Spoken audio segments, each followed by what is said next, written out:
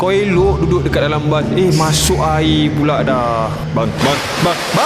Bas amfibia di Belanda adalah kenderaan unik yang direka untuk bergerak di darat dan air. Ia beroperasi seperti bas-bas biasa dekat jalan raya, digunakan untuk lawatan bandar, kemudian beralih menjadi bot di terusan ataupun tasik. Dibina dengan ciri kalis air dan kestabilan, bas ini menyediakan pengalaman yang selamat dan mesra alam. Popular di bandar seperti Amsterdam dan Rotterdam, ia membolehkan pelancong menikmati lawatan gabungan darat dan air, menawarkan perspektif yang lebih unik. Weekly report dalam haiku format dah siap? Dah bos? Nah.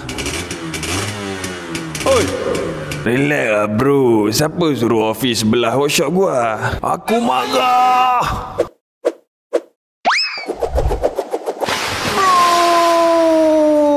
Macam mana tahu motor gua amfibia? Ni penta jerung secara definisi ni.